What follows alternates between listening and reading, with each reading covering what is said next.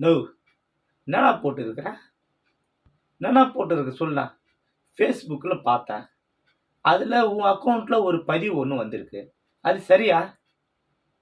அது பதிவு நீ எப்படி போட்டிருக்க?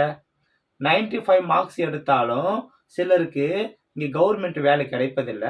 ஆனால் வெறும் 35, 38, 40 எடுத்தாலும் சிலருக்கு வேலை கிடைக்குது அப்படின்னு போட்டிருக்க. அப்போது இதுக்கு உள்ள அர்த்தம் என்ன தெரியுமாண்ணா?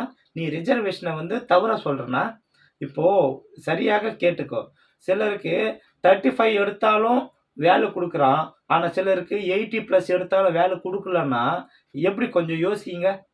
குறைவான மார்க் எவனாலும் வேலை கொடுப்பானா? ஆனால் அவங்க வந்து கொஞ்சம் தாழ்த்தப்பட்டவர்கள்.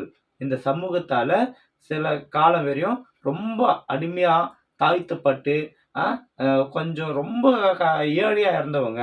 அவங்கள கூட நம்ம மேலே கொண்டு வரணும் அப்படின்னு சொல்லி ஆழமாக யோசித்து அதுக்கப்புறமா வந்து செயல்பட்டதான் இந்த ரிசர்வேஷன் எல்லாம். புரியுதுங்களா? இப்போ இந்த குறைவான மார்க்கு அந்த நிறைய மார்க் எடுத்தவங்கள கம்பேர் பண்ணாதீங்க தயவு செய்து. ப்ளீஸ் புரிஞ்சுங்க. அவங்களும் இவங்க ஒன்றும் இல்லை அப்படின்றது மாதிரி தான் அந்த ஒரு சிந்தையில் இந்த ரிசர்வேஷன் கொண்டு வந்தாங்க. இன்னும் புரியுற மாதிரி சொல்லணும்னா, இப்போ 2 பேர் இருக்காங்க. அவங்களுக்குள்ள வந்து ஒரு போட்டி வைக்கிறோம். அதாவது செகண்ட் ஸ்டெப் மாடிக்கு, அதாவது 2வது மாடிக்கு யார் போயிடுறாங்களோ ஃபஸ்ட்டு அவங்களுக்கு வந்து நான் வேலை கொடுக்குறேன்னு சொல்கிறாங்கன்னு வச்சுங்களேன். இப்போது 2 பேர் போகிறாங்க. ஆனால் ஒரு ஆள் மட்டும் ஃபாஸ்ட்டாக ரீச் ஆயிடுறான். அவனுக்கு வேலை கொடுத்துட்டா ஓகே. ஆனால் 2வது ஆள் ரீச் ஆகாமல் போயிட்டான் பாரு. ஆக்சுவலாக அந்த ஆளுக்கு என்ன தெரியுமா ப்ராப்ளம்? அந்த ஆளுக்கு 2 காலுமே இல்லைண்ணா. இப்போது நல்லா இருக்கிற ஒரு ஆள் டக்குன்னு மேலே போயிடறானா. ஆனால் 2 கால் இல்லாதவன் அந்த இடத்த போய் சேரணும்னா எப்படின்னா போய் சேர முடியும்? இவரும் அவரும் ஒன்றாண்ணா.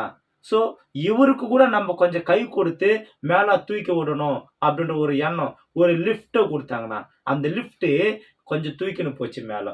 ஸோ அதுதாண்ணா, அந்த லிஃப்ட்டு தானே இங்கே ரிசர்வேஷனு. ஸோ தயவு செய்து இந்த ரிசர்வேஷனை தவறாக பேசாதீங்க.